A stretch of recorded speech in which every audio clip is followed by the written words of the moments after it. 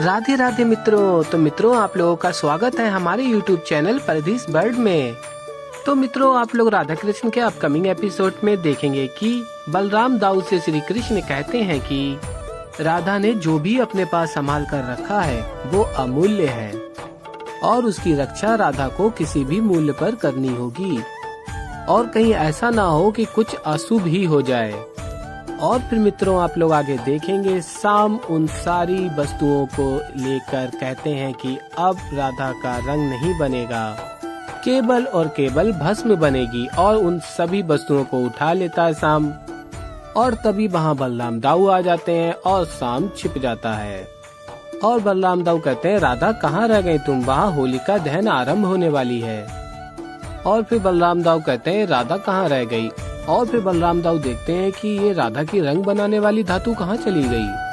और फिर मित्रों, आप लोग आगे देखेंगे बलराम दाऊ अपने अस्त्र का आवाहन करके कहते हैं, देखो तुम जो कोई भी हो स्वयं सामने आ जाओ, क्योंकि मुझे ज्ञात है तुम यहीं कहीं छिपे हो और अगर तुम स्वयं सामने आ जाओ तो कदाचित माफ भी कर दूं। और बलराम दाऊ कहते हैं, भाग तो तुम यहाँ से पाओगे नहीं।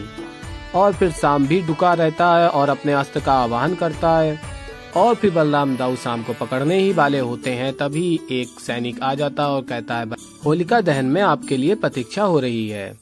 और फिर मित्रों, आप लोग आगे देखेंगे कि शाम कहेगा, अब इन धातुओं की चिता जलाने से अब कोई भी नहीं रोक सकता।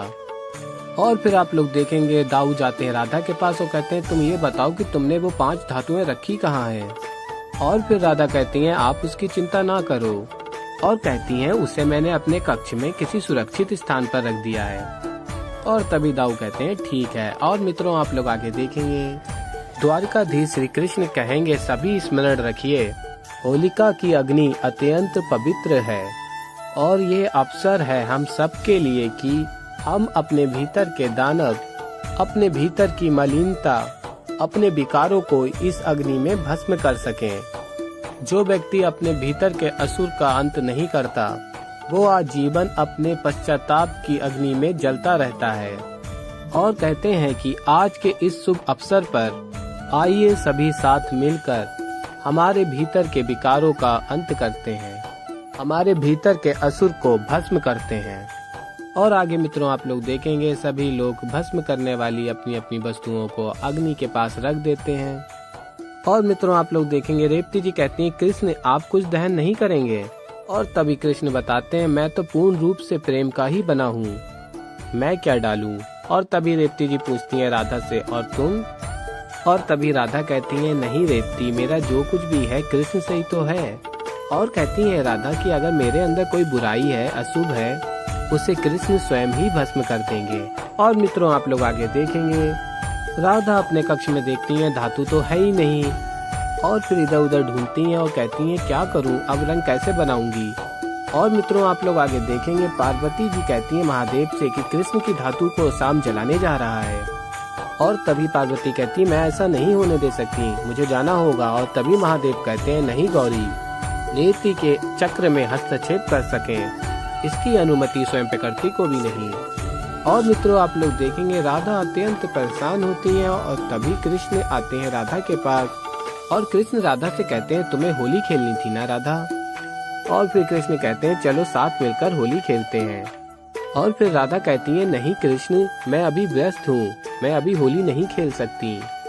और तभी कृष्ण कहते हैं, मैं जानता हूँ तुम कहाँ व्यस्त हो, अब होली बनने की कोई आवश्यकता नहीं।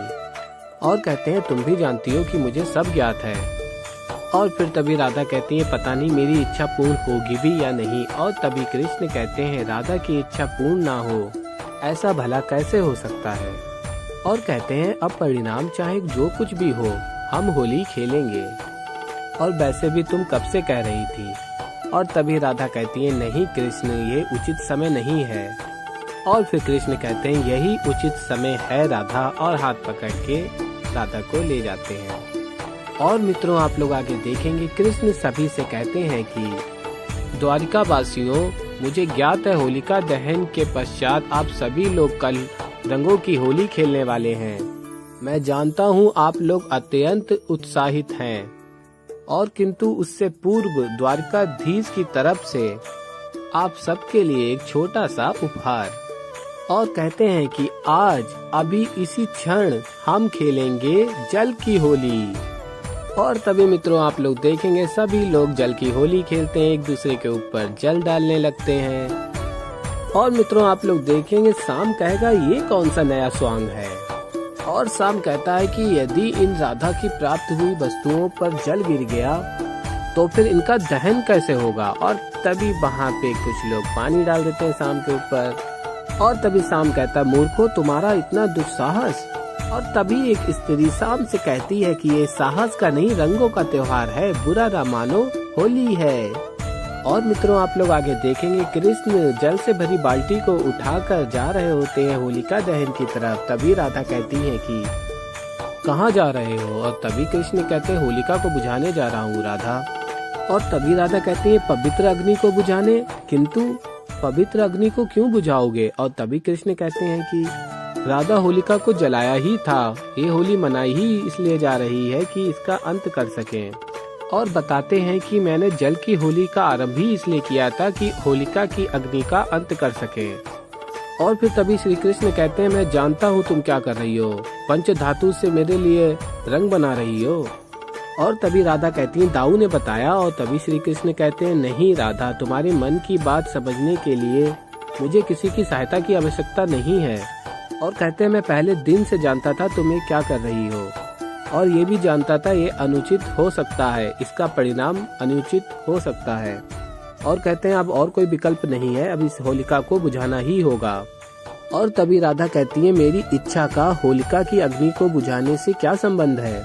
और तभी कृष्ण बताते हैं जिस रंग से तुम मुझे रंगने वाली थी, उस रंग को बनाने के लिए तुम्हें जिस पंच धातु की आवश्यकता थी वो वहाँ जलने ही वाले हैं राधा। और तभी मित्रों आप लोग आगे देखेंगे। और फिर कृष्ण कहते हैं इसलिए उसे बचाना ही होगा, अन्यथा राधा की इच्छा पूर्ण नहीं होगी। और फिर राधा कहती हैं कृष्ण केवल मुझे ही उन वस्तुओं से प्रेम है, किंतु सबको होलिका से प्रेम है। और कहती है राधा इस पवित्र अग्नि को मत बुझाओ। और कहती है मेरी इच्छा पूर्ण करने के लिए ये संसार तुम्हें बुरा समझे, कलंक लगाए, दोषी माने, ये मुझे स्वीकार नहीं है। और फिर मित्रों आप लोग आगे देखेंगे कृष्ण को राधा रोक लेती हैं और जल से भरी हुई बाल्टी को लेके जल अपने ऊपर डाल लेती हैं और होलिका की अग्नि को बुझने नहीं देती हैं। और फिर राधा कहती हैं क्या होगा, मैं तुम्हें रंग नहीं लगा पाऊंगी, अपने कृष्ण को अपने रंग में रंग नहीं पाऊंगी, कोई बात नहीं।